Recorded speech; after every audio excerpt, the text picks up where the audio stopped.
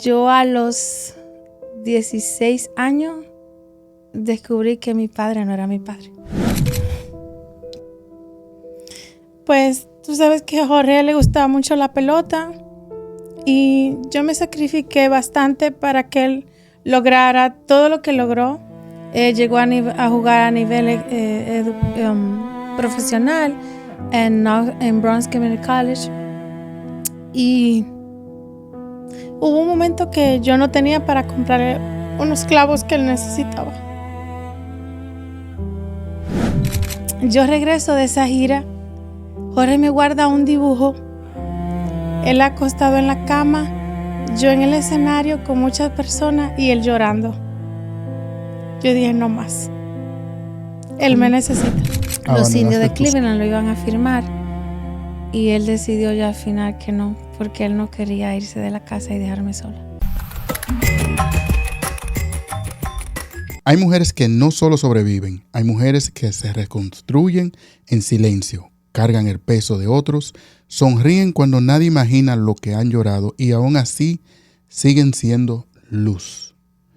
Hoy en Acércate y Pregunta nos acompaña una mujer con historia, con cicatrices, con fuerza, con mucha sensibilidad sobre todo y con una trayectoria que no nació de la casualidad, sino del trabajo, de la fe, de la entrega y de su capacidad de reinventarse.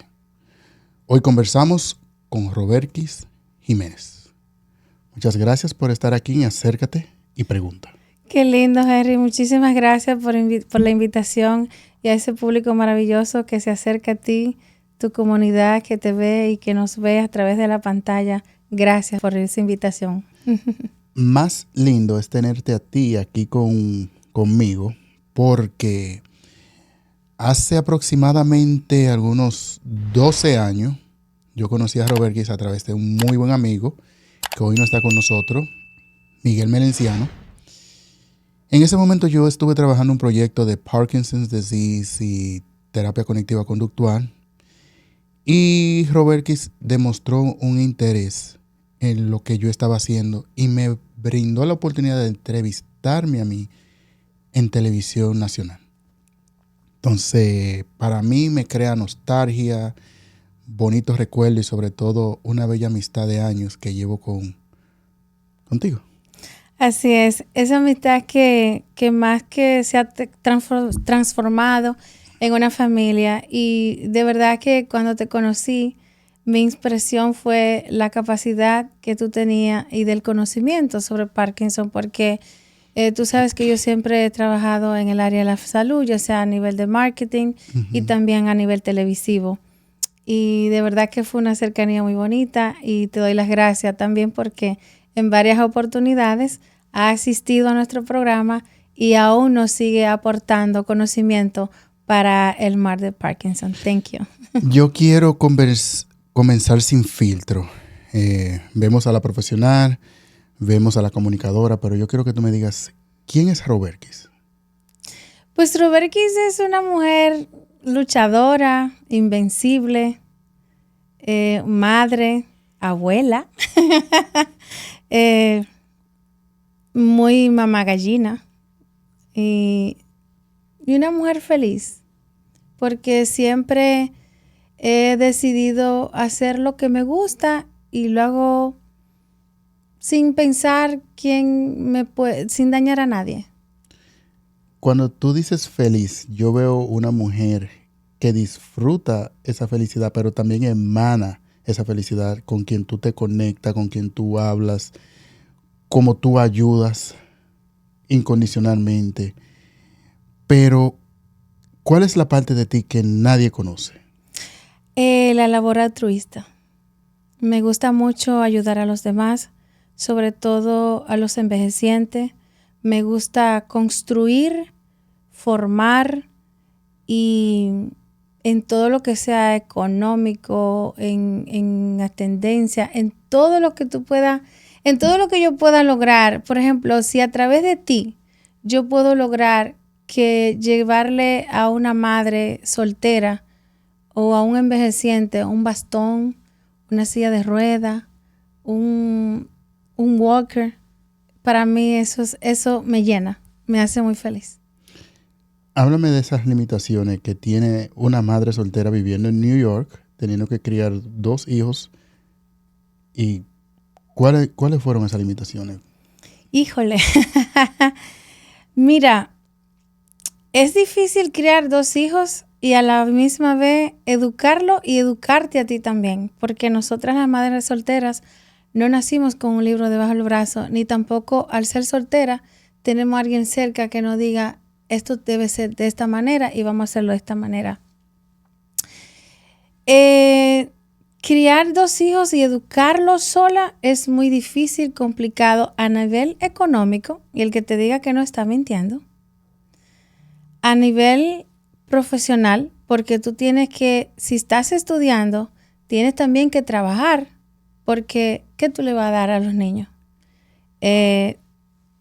Comprar los útiles escolares, comprarle la ropa, en las 3 estaciones, que tú sabes que son 3 estaciones donde vivimos en Nueva York. Y es difícil, es complicado, porque hay momentos que tú no lo tienes. ¿En qué momento tú sentiste que ya tú no podías seguir más? Ay, me va a hacer llorar.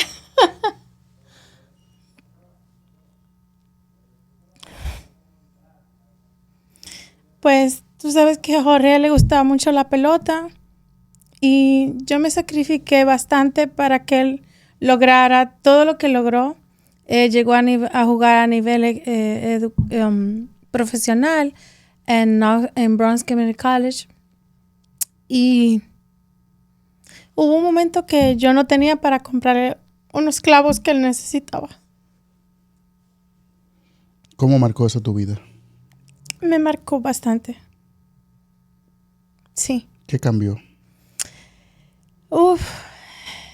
Cambió, pero a la misma vez es raro. A la misma vez me dio felicidad porque yo ver la fortaleza y con la sublimidad que él me dijo, mami, no te preocupes. Si tú no lo tienes, tú me puedes comprar después. No necesariamente tiene que ser ahora. Y yo ver como él ser tan tierno y entender que no hay nadie ahí más que lo pueda hacer. Y eso a la misma vez me llenó y me dije a mí misma, estás haciendo un buen trabajo. ¿Sabe? Es muy bonito como comunicas lo que tu hijo te dijo a ti. Si tú no puedes, eso dice mucho de la formación, la crianza, los valores que le enseñaste a Jorge. Sí. Pero en ti, ¿qué tú dijiste que debías de cambiar para siempre tener ese dinero en los bolsillos? ¿Qué hiciste? Mira, en ese momento yo había rechazado. Tú sabes que yo también era cantante o soy artista, eso no se borra. Yo había rechazado una propuesta, gracias, muy amable. Había rechazado una propuesta de la orquesta, de una orquesta local que en ese momento era una orquesta muy popular que era Bachata Mix. Uh-huh. Entonces, como yo trabajaba en Citigroup, Uh-huh. yo me ponía a decir, pero ¿cómo yo voy a trabajar en un banco y después los mismos customers me van a ver en un escenario cantando bachata? y ese pedido de Jorge, que en el momento yo no lo pude asistir, me hizo aceptar la propuesta de Bachata Mix y pude tener mejor situación económica porque llevaba 2 trabajos. Trabajaba en Citigroup de lunes a viernes y en la orquesta de viernes a domingo. Háblame de esa experiencia. De Roberkis, la artista. Mira, eso comenzó cuando yo estaba en Junior High School en Brooklyn. Yo asistía a la Junior World 50 que está ahí en Roblin y Havemeyer. No sé si tú recuerdas. Sí. Entonces, yo tenía una profesora cubana que me daba clase de español, Miss López. Y ella me decía, mira niña, ven acá, tú que siempre estás brincando en los pasillos, me decía, ¿por qué tú no te entras al talent show de la escuela? Y yo, ay, profe, está bien. Entonces comencé como bailarina en la escuela y de ahí como había un pequeño estudio donde tú ensayabas y uno de los ingenieros me escuchó la voz y me dijo, no, pero espérate, vamos a educarte para cantar. Y fui la talent show de la escuela por 3 años. ¿Y tú estudiaste en Junior High School 50? Yes, en Junior World 50, ahí en Roblin. Ok, yo también estudié ahí. No. Sí. ¿En serio? Sí. Oh my God, yeah. Ay, yo fui a Junior World del 89 John al D. 92. Wells. Yeah, Junior World. Pues yo estaba en el 92 ahí. Are you for real? So, tú estás supuesto a estar en mi yearbook. Lo voy a revisar. Lo que pasa es que yo no me gradué de ahí. A los 13 años me mudé para República Dominicana. Ah, no, yo sí me gradué en el 92. Ok, de Junior High. Yeah. Ajá. Ok. Yeah. Tú sabes que son experiencias muy lindas. ¿Y qué pasó con la carrera de la música? Vuelve Jorge a la historia. La orquesta se tornó tan busy que yo tenía que usar las vacaciones del banco para irme de gira con la orquesta. Íbamos a El Salvador, Nicaragua, Honduras. Y cuando, gracias a Dios, yo tenía una babysitter que se llama Dora, que le agradezco infinitamente, que ella era babysitter 24 horas. Ella se mudó con nosotros, a vivir con nosotros. Y un día yo llegué, en el 2005, llegué de una gira muy importante en El Salvador. Yo llegué llena de alegría, de sueños, con el productor diciéndome, Víctor Custodio, que en paz descanse, Robbie, tenemos que trabajar la producción, tiene que firmar un contrato con la orquesta. Y vine con muchos sueños para seguir hacia adelante. Pero Jorge me guardó dibujos. Recuerdo que el doctor Tapia, tu amigo, Juan Tapia era el pediatra de Jorge. Y Juan me dijo, Robelki, necesitamos hablar. Jorge, cada vez que yo tomaba un vuelo, a Jorge le daban fiebre emocionales. Yo no sabía que eso existía.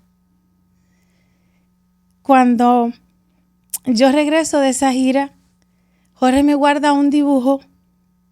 Él acostado en la cama, yo en el escenario con muchas personas y él llorando.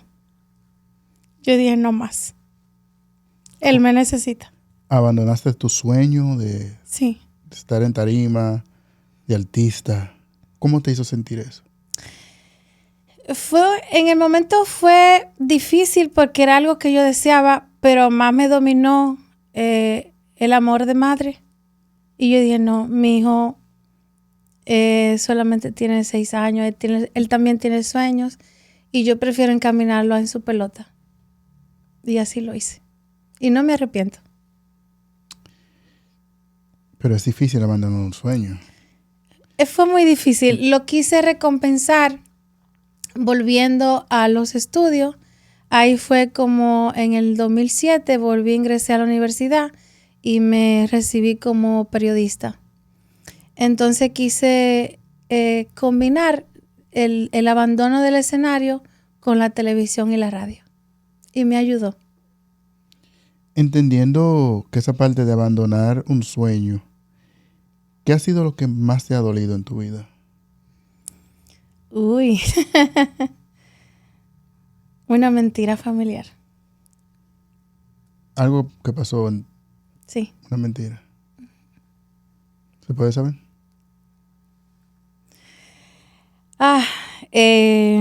Yo nunca lo he dicho ni porque siempre he pensado en escribir un libro, que es mi último sueño, que tú no lo sabes. Yo a los 16 años descubrí que mi padre no era mi padre. ¿Cómo supiste eso? En un pleito con mi hermano por un libro de la escuela. ¿Un pleito con tu hermano? ¿Mayor o menor? Mayor que yo. Entonces, ¿tuviste que confrontar a tu madre? Realmente no fue como un pleito. Mi hermano es muy jocoso, muy chistoso. Y yo lo amo, él sabe que yo lo amo. Y él a mí también. Cosas travesuras de muchacho. Él se escapaba, él no le gustaba mucho la escuela. Esa es la verdad. Y él más le gustaba ir a la bodega de su hermano a trabajar para tener dinero. Y yo le dije, no te preocupes, que le voy a decir a papá que tú no vas a ir para la escuela, que tú te vas a trabajar en la bodega. Entonces él como que en el momento fue como que él se molestó, como que le molestó tanto que me dijo, mi papá no es tu papá. ¿Qué te pasó? ¿Qué te cruzó por la mente cuando él dijo, mi papá no es tu papá? Pregúntale a mi mamá. Yeah. Y eso trajo una división familiar por muchos años. ¿Cómo así? ¿Quién se dividió? Yo me fui de la casa. Sí. ¿Qué lo unió de nuevo? Mi papá de crianza, papi es un hombre que da mucho amor. Papi es muy consejero. Papi es una persona que da mucha paz. Y papi me enseñó a amar y a querer al otro como es. Entonces, tu papá de crianza fue que básicamente te pudo abrazar. Sí. Para crear esa unidad. Y me llevó a conocer mi papá biológico. A los 16 años.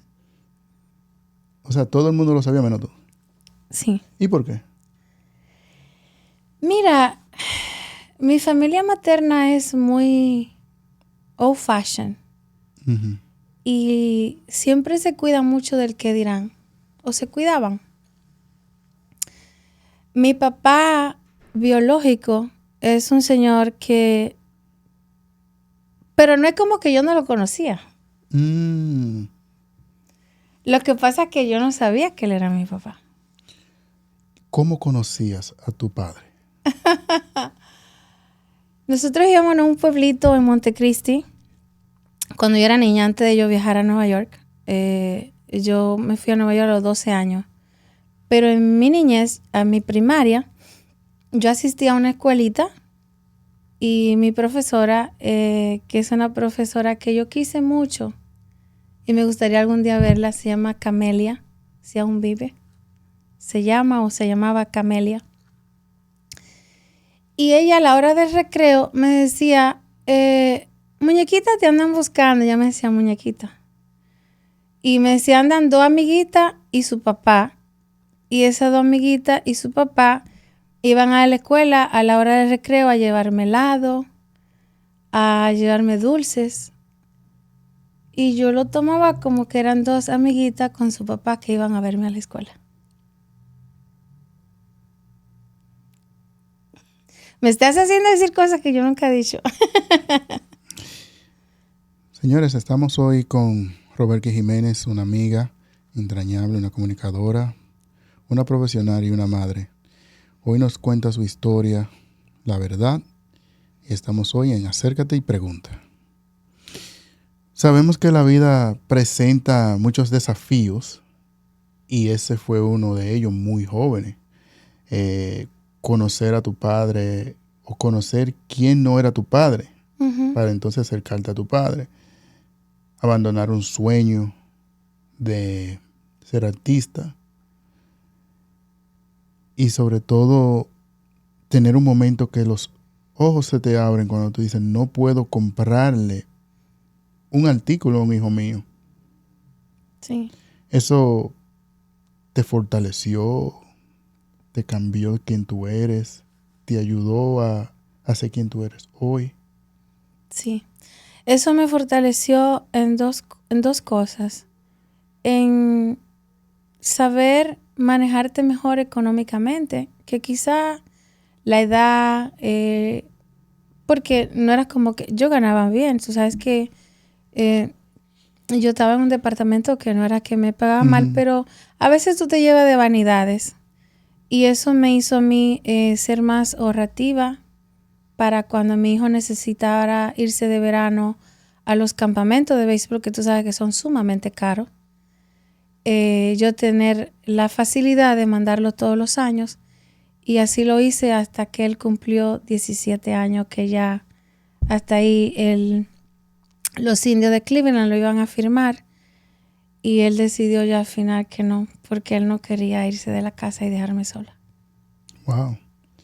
Entonces, hay una parte que trasciende en los sacrificios. Sí. ¿Tú crees que eso fue una buena decisión? Yo creo que Jorge, él se sentía como el hombre de la casa. De hecho, él iba a la universidad caminando porque yo vivía cerca de Brown Community College y él me prometió a mí, me dijo, mami, yo no voy a ser como la gorda, yo no me voy a ir a vivir a la universidad. Yo me quedo contigo. Muchas veces, y como hoy vimos que las lágrimas salen con bastante facilidad cuando te sensibilizas. ¿Qué tú piensas o quiénes te ven a ti llorar en silencio? Yo soy muy privada y si tengo que llorar lo hago a sola. Soy muy privada, soy muy... ¿Te sucede mucho que lloras a sola? A veces sí, cuando me frustro con cosas que quizás tú dices, wow, pero yo trabajé para esto y no lo pude lograr. ¿Será que tengo que empezar de nuevo? Y esas son cosas que te frustran. Cuando hablamos de frustraciones por cosas que no puede lograr, sabemos como mujer que tiene que mantenerte tú, mantener a tus hijos, mantener tu casa, mantener un vehículo, mantener un trabajo, mantenerte estable emocionalmente. Son muchos frentes que tú tienes abiertos. ¿Alguna vez te sentiste culpable por no poderlo todo? Bueno, culpable en sí, no así del todo, pero sí como afligida en ciertos momentos. Y yo, oh, wow, no lo logré. Y me siento como que, derrotada, pero eso mismo, el no me hace más fuerte para levantarme y volver a empezar. Sabes que muchas veces como madre, como guía, como soporte, es el mismo sistema que te requiere, que tú tienes que darlo todo. Sí.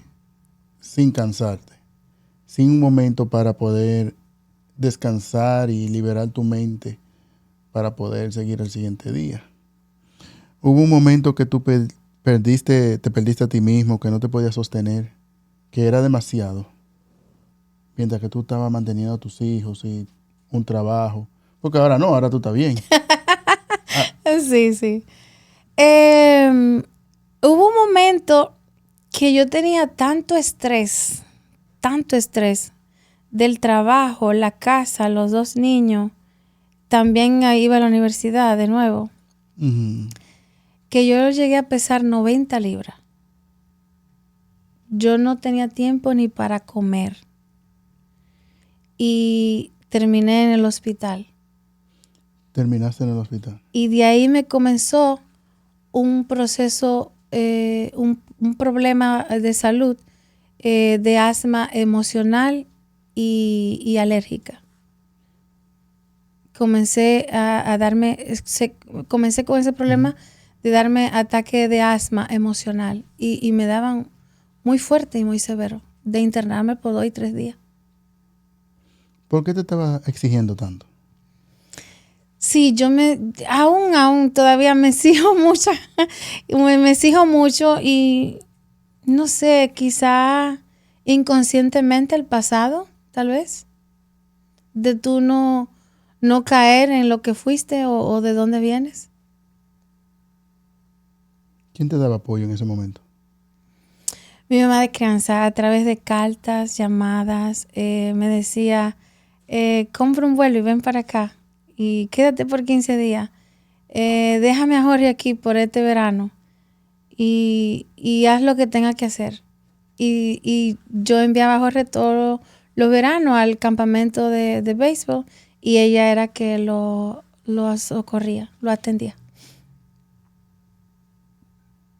¿Por qué? ¿Por qué te diste tanto? ¿Por qué sufrir un desgaste físico a ese punto?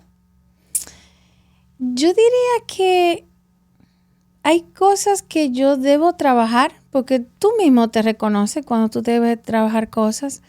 Yo vuelvo y te repito, yo soy muy cerrada en que no me gusta hablar, en pedir ayuda. Y Ok. quiero hacerlo todo yo. Ese es mi problema. Te encierras, no quieres pedir ayuda. No, ni que nadie se entere. Que es lo peor. Tengo esa parte. Quizás la persona que me ve en la televisión dice, no, ya, ¿cómo va a ser? Una persona... Pero no, tengo eso. Soy muy privada, soy muy querer resolverlo todo, no pedir ayuda, siento vergüenza si te tengo que pedir ayuda. Ujú. O sea, sí, soy así. Esa vergüenza, ¿por qué te sale a ti? No. No sé, quizás la crianza de mi abuelo. Mi abuelo fue un hombre amoroso, dulce y económicamente muy fuerte. Tenía una economía grande. Él era Solvente. así, él era muy absorbente. Él era ganadero y él me enseñó a no valorar, a no prestarle atención a las cosas. Por ejemplo, mi podcast se llama Bajo la Luna, porque yo tengo una historia con la luna con mi abuelo. Porque yo recuerdo de niña, mi abuelo me agarraba de la mano y él entraba la mano en su bolsillo y tomaba un paquete de dinero y le pedía a la luna que le multiplicara sus ganancias para él darme todo lo que yo pidiera, a mí y a toda su familia. Y mi abuelo me enseñó cómo hacer así, cómo resolver yo mi cosa. Y vuelvo y te digo, por ejemplo, él me decía, no me pidas dinero delante de los demás, Ujú. porque si yo entro la mano en mi bolsillo para sacar dinero a darte a ti, y el que está al lado ve la absorbencia del dinero, va a entender que yo tengo para darle a todos. Y tú nunca debes enseñarle a los demás que tú tienes. Solo haz las cosas tú y sé lo más discreta posible que tú puedas. En ese momento que te internaron, 90 libras, te medican, ¿qué tú hiciste para cambiar de decisión? Wow. Dormir más. Yo no dormía. Si dormía 2 o 3 horas eran mucho. Porque entre la tarea, el trabajo y los niños no me daba tiempo. Decidí tomar un receso en ese tiempo en la escuela y descansar más.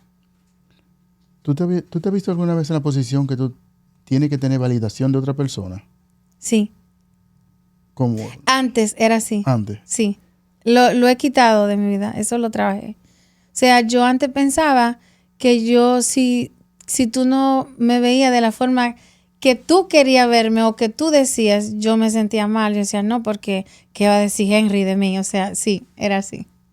Entonces, es como una autotraición. Sí. ¿De quién necesitaba validación?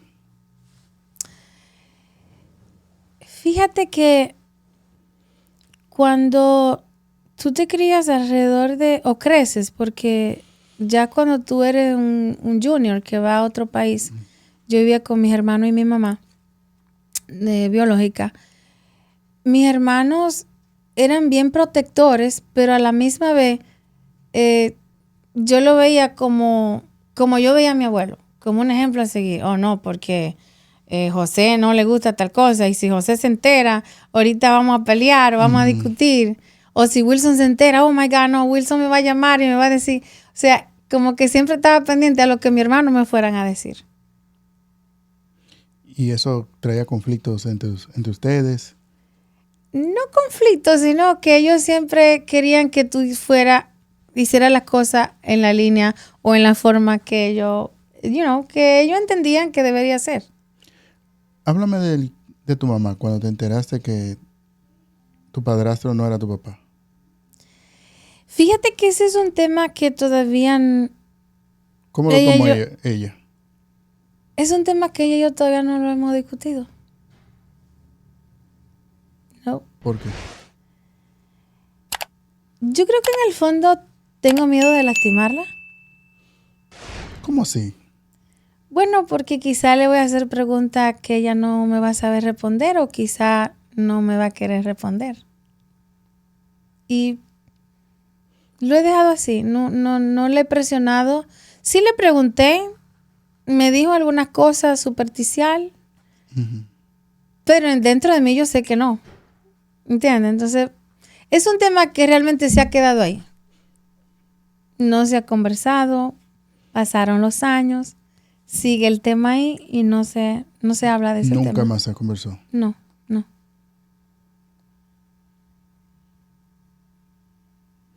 ¿Te rompió más una traición, una mentira, una desilusión con quien tú creías que sí podía creer? Sí. Sentí que me criaron en una casa de cristal que al final se rompió. Porque yo recuerdo de niña que después lo aprendí de grande, que el miedo de mi abuela no dejarme tener amiguitas, ni que nadie tener a alguien que me recoja y me busque a la escuela, era para que yo no socializara con las demás y yo descubriera la verdad. Ok, que no te desarrollara en el entorno. Sí. Sí.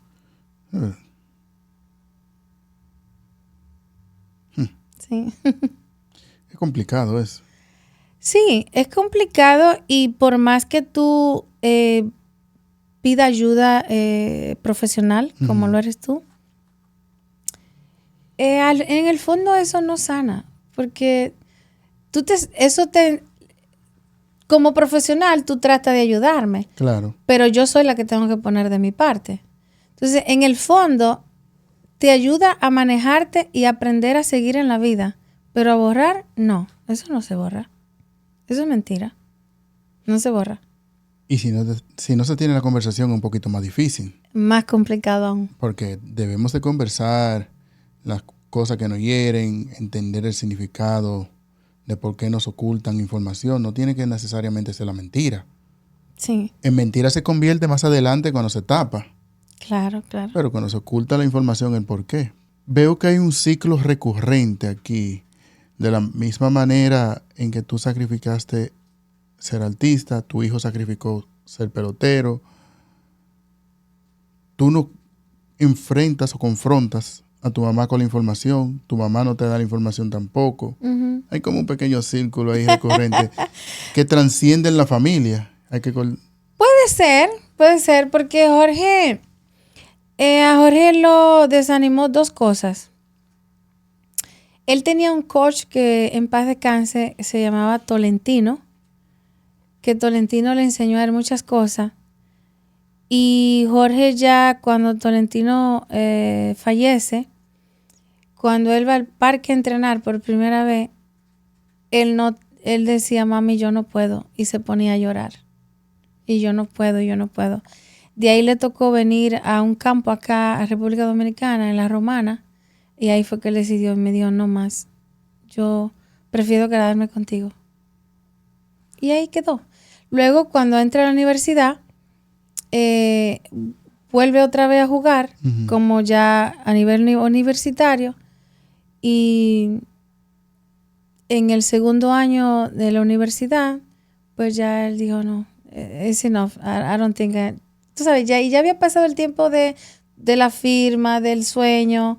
Él podía, uh-huh, seguir jugando en la universidad profesional para quizá luego después dar clases, pero ya lo dejó hasta ahí. ¿Cuántas veces tú has tenido que reinventarte de nuevo sin que el mundo se dé cuenta que tú estás rota por dentro? Oh, wow. Más de 5 veces. ¿La puedes enumerar aquí? Ay. Quizás no. Quizás en otra ocasión. Pero sí me vas a contar, porque te conocí en una faceta donde tú estabas muy involucrada en la política, muy involucrada con el PRM. Uh-huh. PRD primero. Sí. Después PRM. Uh-huh. y a un nivel que tú dejabas de hacer tus cosas personales, hasta cambiaba día de trabajo para irte a hacer proselitismo y actividades políticas. Pero llegó el gobierno y realmente no. No, tú no vas. O sea, Robertki, una de las mujeres más militantes que yo he podido ver, más política, y llegó al gobierno y no, ella dijo, esto no es para mí.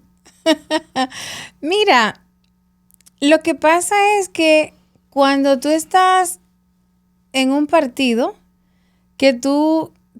la política a mí si te digo que no me gusta. Te apasiona. Claro que no, me apasiona, igual que la comunicación, y tal vez hasta más. Porque yo crecí en la política en mi casa. Yo vengo de una casa política. Mi abuelo era balaguerista, mi papá de crianza PRDista toda la vida.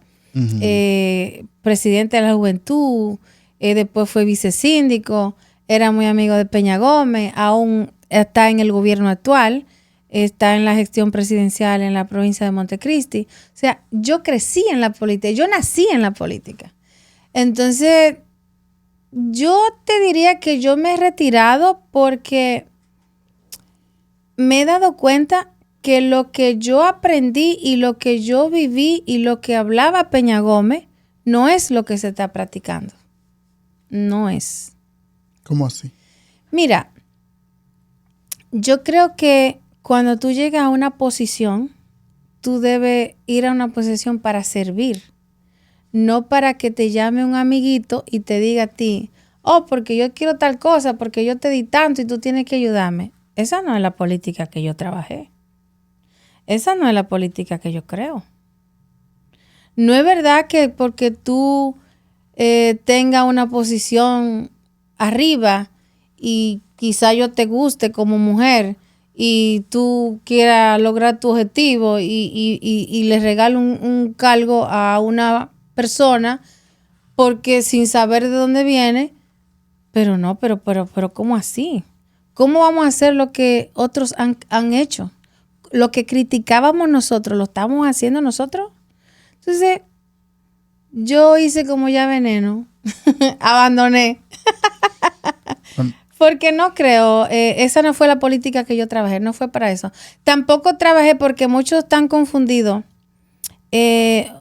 Hace como 6 meses un compañero me preguntó que como que yo quizá fui muy exigente o exigía cosas que tal vez no. Yo le dije, aparte de nunca haberme conocido en todos los años que duramos juntos, nunca te diste cuenta qué fue lo que yo pedí. Y yo lo único que pedí fue una beca universitaria para seguir educándome a nivel internacional. Yo no pedí posición. Yo nunca pedí posición. Entonces, si esa es la política, porque acuérdate que el doctor Peña Gómez lo único que hacía con la juventud era ayudarlo a crecer. Y eso era lo que yo quería. Yo no pedí una posición. Y el que diga que yo pedí una posición, te está hablando mentira. Yo nunca dije que quería una posición. Nunca. Nunca la pedí. Yo pedí una beca a través de la ONU y nunca lo logré. Eso fue todo lo que yo pedí. Porque trabajo tengo yo, dinero hago yo, y tú lo sabes. O sea, y tampoco voy a dejar mi trabajo profesional que tengo por 1 año o 2 años en una posición política que cuando tú vienes a ver te quitan y que tú vas a hacer después. Claro, ¿me entiendes? Tú has hecho una bonita carrera. Exacto. Fue algo que yo te expliqué o te dije, no sé, pero te lo dije de una manera muy sutil, como que no vale la pena. No, de verdad. No vale la pena al final del día. Uno siente una pasión por hacer algo y involucrarse. Claro. Y mucho más en los Estados Unidos, que es bien bonito involucrarte en la política, sí, porque uno está dentro de la comunidad dominicana y se da cuenta de todo lo que está pasando todos los días. Claro. O sea, hay mucha información, hay mucha sensibilidad de uno conectarse con otro en una ciudad que es bastante triste. Entonces, Me alegro que hayas tomado la decisión de enfocarte en ti. Sí, sí. Y la vida es tan bonita cuando uno no está haciendo ninguna de esas políticas. Sí, sí. Me he enfocado mucho en mí, en cosas que como profesional o como persona, a veces tú, como lo hemos conversado anteriormente, la abandonas. Y no, prefiero estar como más en paz, con más tranquilidad. Si deseo irme a tomar un café con mi hermana en un lugar X y salir y tomar ese tiempo para conversar con mi hermana o tomar un vuelo e irme a San Diego, California, a ver a mi hija, saber cómo estás, comer con ella, almorzar con ella. Para mí ya eso me llena más que esas actividades. Yo sé que en un lado puede parecer como una decepción, pero te veo No, como... sí lo es. Porque es una, claro que lo es una decepción, pero al final tú dices, ¿tú sabes qué? Dios te coloca en el lugar que Él entiende que tú debes estar. Y yo no me arrepiento. Háblame, yo sé que batallaste con cáncer. Sí, pre-cáncer, sí. Pre-cancer. Pre-cáncer. ¿Qué tipo de ya. cáncer fue?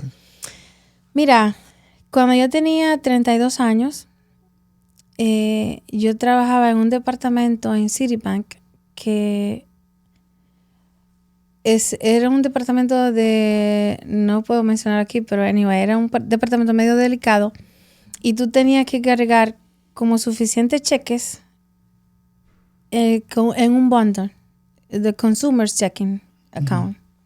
So, la caja me da acá y yo sentí como una molestia, como un dolor. Y yo dije, eso no es normal.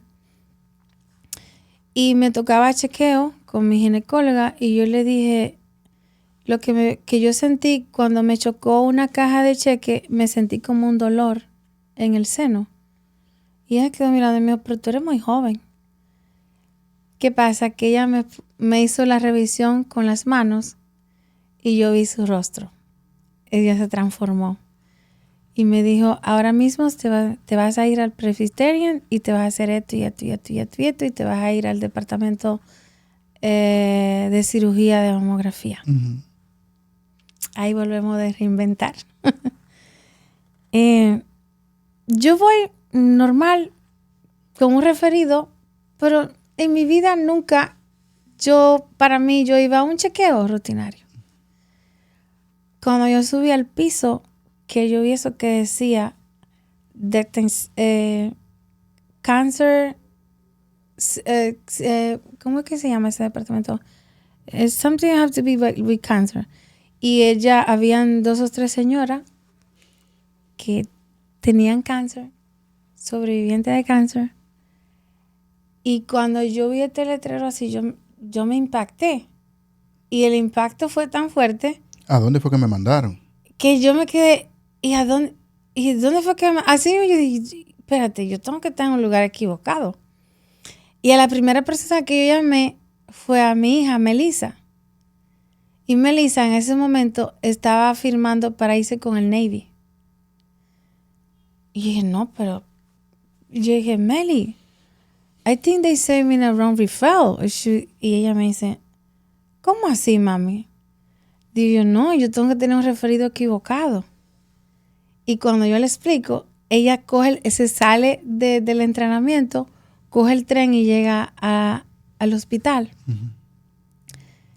Y la muchacha me dice, no, mira, lo que pasa es que tú tienes una masa y es cancerígena y tenemos que operar ahora mismo.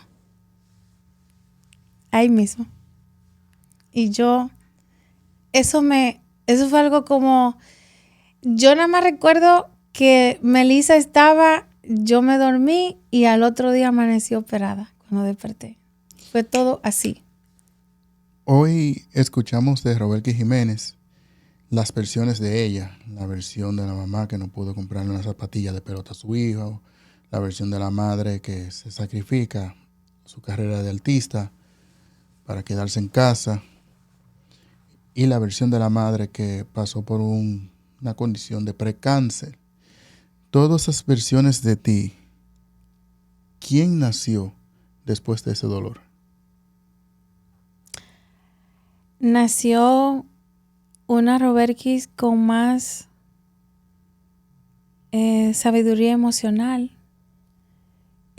con los pies sobre la tierra, menos diva. Diva en el sentido de que a veces la gente te coloca sobrenombre, quizá porque te ven en un escenario o en la televisión, pero creció una Roberkis menos diva y más humana. Si pudiera hablar con Roberkis, la que está a punto de rendirse, ¿qué tú le dirías hoy?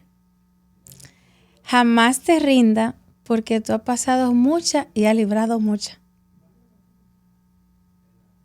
Y sigue librando también. Sí, sigo librando hasta que Dios quiera. ¿Cómo tú estás ahora? ¿Estás soltera? ¿Tienes compromiso? Mi corazón está tranquilo. ¿Tranquilo? ¿Con alguien que lo cuide y lo protege? Está tranquilo. Ok, eso significa que tiene pareja. No, eso no significa nada. En todo este camino, Uh-huh. porque no nos podemos enfocar únicamente en las pérdidas, ¿qué tú has ganado? Tú sabes que en la pandemia yo tomé un curso de inteligencia emocional virtual. Uh-huh. Y ese curso de inteligencia emocional me enseñó a mí que tú debes estar tranquilo primero contigo mismo y serte fiel a ti y olvidarte de lo que piensen los demás. Es fácil uno decir, me voy a enfocar en mí, voy a tener la inteligencia emocional para poder autorregular como yo me siento, pero siempre los comentarios de los demás están para Sí, claro. supuesta mejoría. Uh-huh. Mira, no hace mucho todavía yo seguía en los paquines y en cosas que la gente se inventa por hacer daño. Y yo miraba los comentarios y yo decía, oh, wow, Roberkis, ¿cuánto ha crecido? Porque antes yo salía a discutir, pero ¿cómo tú vas a hacer eso? ¿Cómo tú me vas a hacer? Ya no, yo dejo que todo eso corra. Y si algún día tú y yo nos encontramos y tenemos que discutirlo, sentarlo y hablarlo, lo hablamos y lo aclaramos. Pero ya yo salir atrás de ti a aclarar cosas, no, me da igual. Tú vas a pensar lo mismo. Muchas personas te juzgan por lo que ven, Uh-huh. pero no entienden el sacrificio que tú has hecho para estar a donde estás. Es bonito. ¿Cómo te ves ahora? Es una sensación muy agradable de saber, de verte donde estás, donde has llegado y logrado por ti misma. No porque alguien te llevó, no porque tuviste que estar con alguien, sino porque lo lograste tú misma. Es algo muy, muy, pero muy, muy bonito sentirse así. ¿Estás segura que fuiste por ti misma, pero hay alguien que tú puedes decir, yo reconozco que alguien me ha ayudado? Ah, no, claro, mira, yo digo que yo tengo 3 padrinos. En la música tengo a Marcelo Vicioso, la cual es un productor musical que yo, de cariño, yo le digo tío Paco, porque él me cuidaba mucho en la orquesta de los muchachos. Yo era la única hembra, la única fémina en el grupo era yo. Uh-huh. Me cuidaba de los muchachos, de que yo estuviera bien, de que mi habitación sea solo para mí, de que si había que sacrificar a uno de los muchachos por mí, lo sacrificaba. Y eso se agradece, porque no todos los hombres que tienen el poder en cualquier cargo hacen ese tipo de cosas. En la televisión le agradezco y le sigo agradeciendo mucho a Rafael Díaz, un amigo incondicional. ¿Qué mensaje tú le mandarías a Rafael Díaz? A mi jefe, como yo le digo, que quizás yo no soy muy expresiva con él en las cosas que yo considero, en todas las oportunidades que él me ha dado y me sigue dando, decirle que yo siempre voy a estar aquí para él, para lo que él necesite, y que le agradezco infinitamente haberme llevado y hacerme crecer a nivel televisivo como él lo ha hecho, y por darme siempre la oportunidad. Vemos a Robelkis, una mujer que demuestra mucha sencillez, mucha humildad y con su característica tan tierna. Hay personas que toman ventaja de ti. Sí. Y yo lo sé, pero digo, es ok. Dios me lo multiplica. Es una batalla silenciosa que tú llevas. Sí. ¿Cómo Claro así? que sí. Explícame más. Mira, tú sabes que a veces la gente, por ejemplo, yo critico, pero lo critico por dentro de mí, porque inconscientemente lo sigo haciendo. Uh-huh. Que tú me llames, tú dures 3, 4 meses sin escribirme, sin ponerme buenos días, cómo tú estás, cómo amaneciste. Tú tienes tiempo para que nos tomemos un café juntas o juntos. Y el día que tú me necesites, tú me digas, ay, hola, ¿cómo tú estás? Mira, tú me puedes conseguir tal cosa. O tú tienes para que me dé tal cosa. Y ya. Y vuelve, o sea, así. Como comunicadora, ¿qué tú quieres transmitir que le quede a la gente en tu trabajo que tú haces? Mira, el micrófono es una herramienta muy delicada, que no todos sabemos usarla, porque a veces no sabemos cómo vamos a lastimar a una persona. Criticar sin saber el trasfondo de una vida, de un ser humano, debemos ser más delicados. Y por favor, vamos a hacer una comunicación más limpia. Tú sabes que parte de las personas del agradecimiento de la vida que yo tengo, Robelkis una vez se sentó y me dijo, mira, ¿por qué tú no tienes tu propia clínica? Yo me negaba a eso. Yo no quiero. Yo decía, pero ¿cómo es posible que van a desperdiciar a una persona con esta capacidad?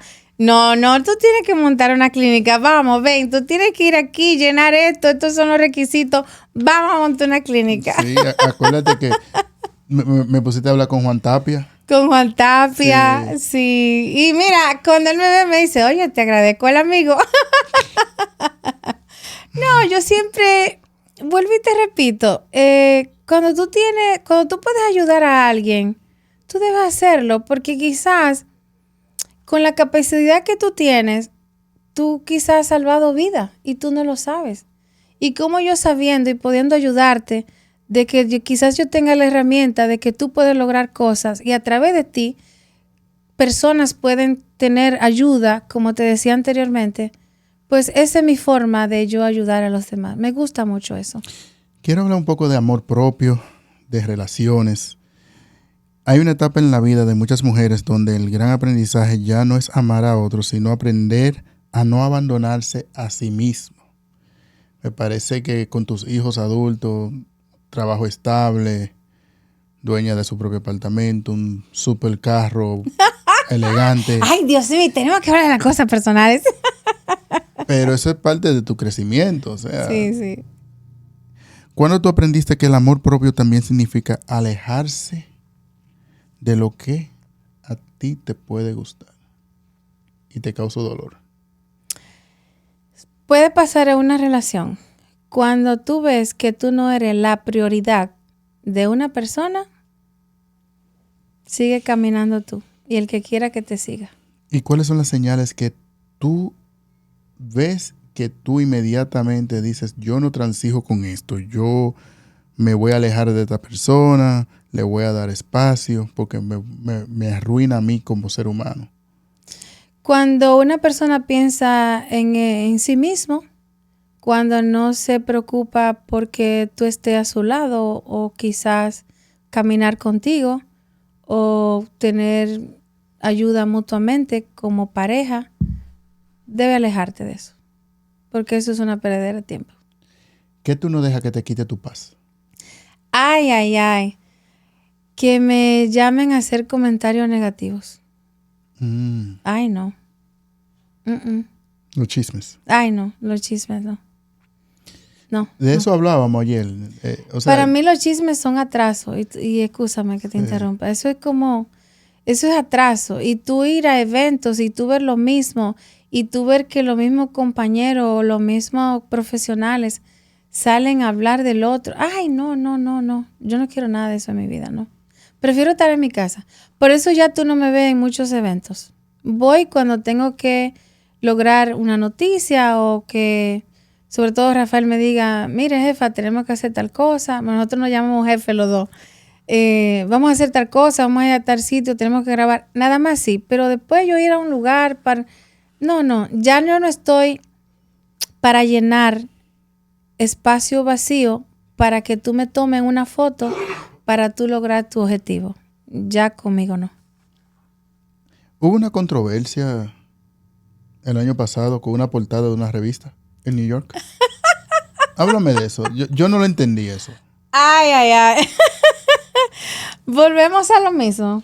No, pero que me interesa saber qué fue lo que pasó, por qué causó tanta sensación, porque es una muy buena revista. Uh-huh. Yo escribo para ella, revista Rumbo, Uh-huh. de New York, y de repente, normal, la revista sale todos los meses, tú sales en la portada, Uh-huh. y muchas personas se llenaron de odio. Volvemos a la hipocresía, al que un colega, te lo voy a poner más fácil, por esa revista y por varios reconocimientos que últimamente la comunidad me ha dado, una persona me escribió privado en Facebook, y más tarde te lo puedo enseñar, y me dijo textualmente: yo tengo 20 años en la comunicación y en esta comunidad, y a mí nadie me ha tomado en cuenta. ¿Por qué a ti sí? Textualmente me lo dijo, por escrito, y lo guardo. Le hice un screenshot y lo guardé. Y yo dije, oh, wow. Y mira, que es una persona que yo le tengo mucho cariño, pero me llegó el mensaje. De verdad que sí. Literal, así mismo fue. ¿Y de qué trataba esa revista? Mira, la revista, tú sabes que Revista Rumbo es una revista noticiosa, también habla de historia, es una revista comunitaria.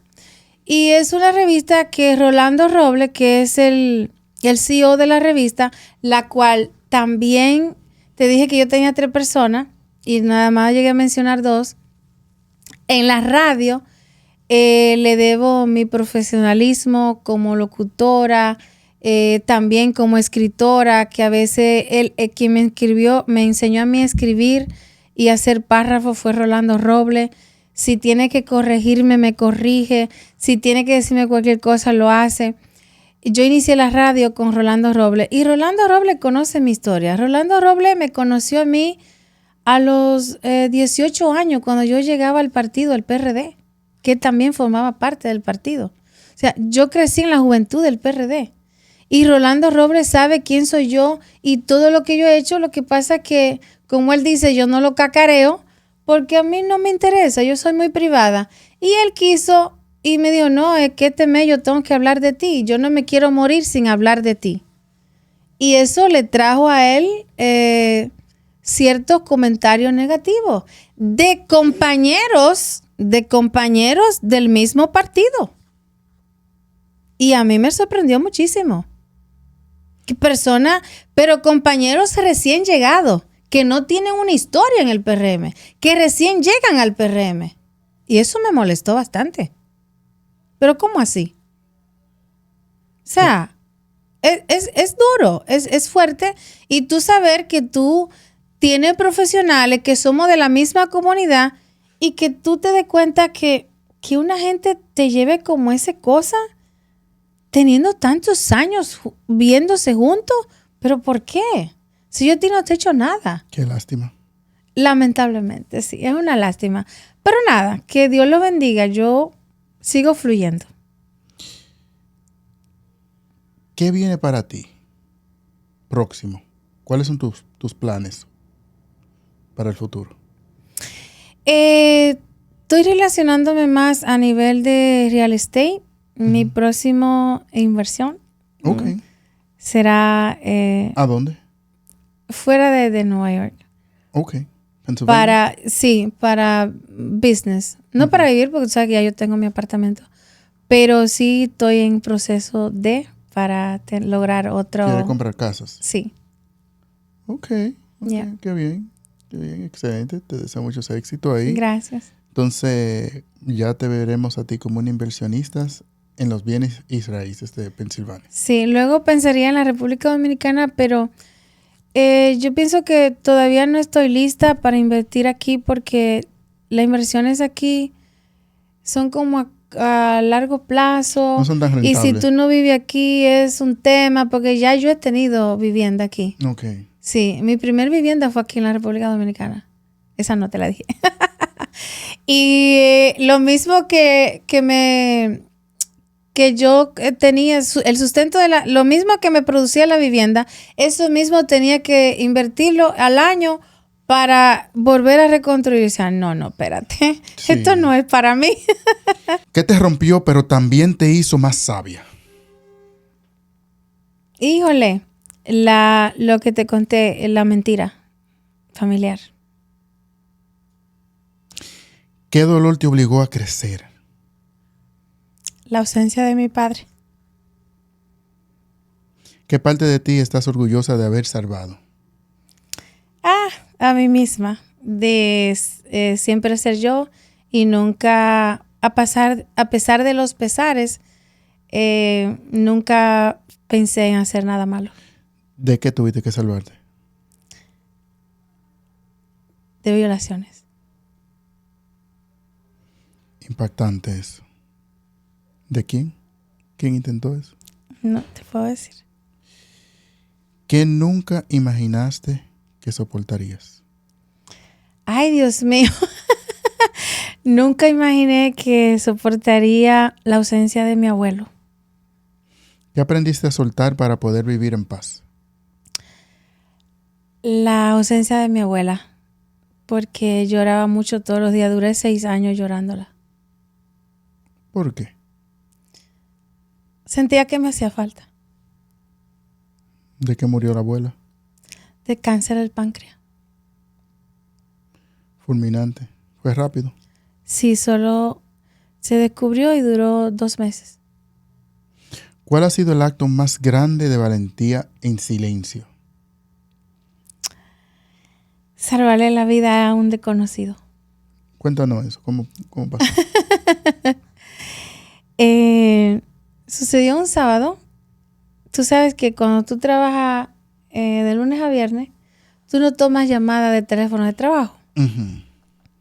Me llamó un doctor y me dijo, Robert, que tengo una emergencia. Yo sé que tú no trabajas los sábados.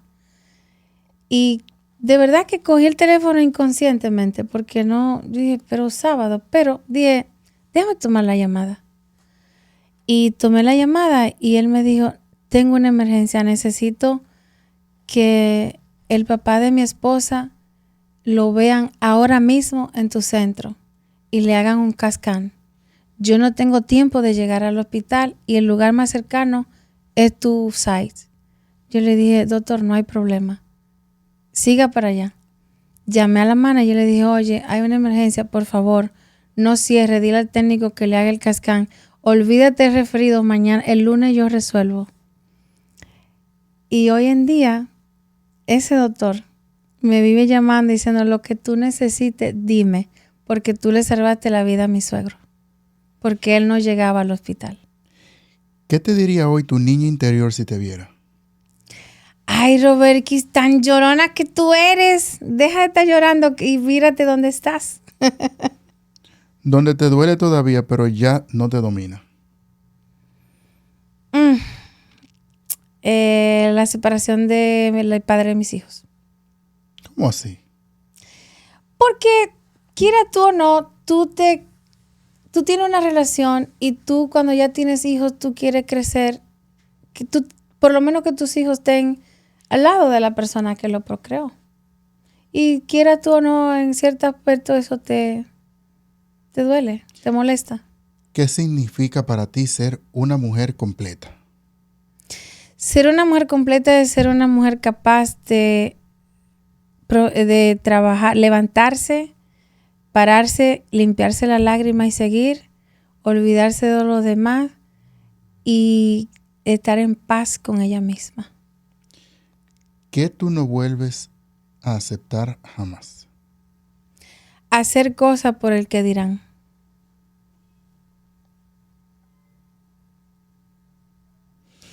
Quiero cerrar con algo que me ha tocado mucho. Y es sobre todo la sensibilidad tuya como ser humano, el gran amor que tú desprendes hacia lo demás.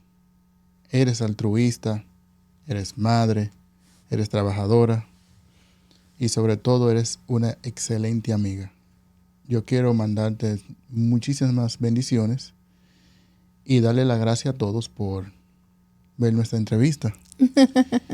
Yo soy Henry Montero y esto es Acércate y Pregunta. Recuerda, dale like, comenta y sobre todo comparte esta entrevista si te identificaste, si te gustó. Con nosotros, Robecky Jiménez. Muchísimas gracias a ese público maravilloso. Gracias por seguir a Henry y gracias por esta interesante entrevista. Y espero que mi historia le toque a usted y pueda usted también conversar con lo suyo.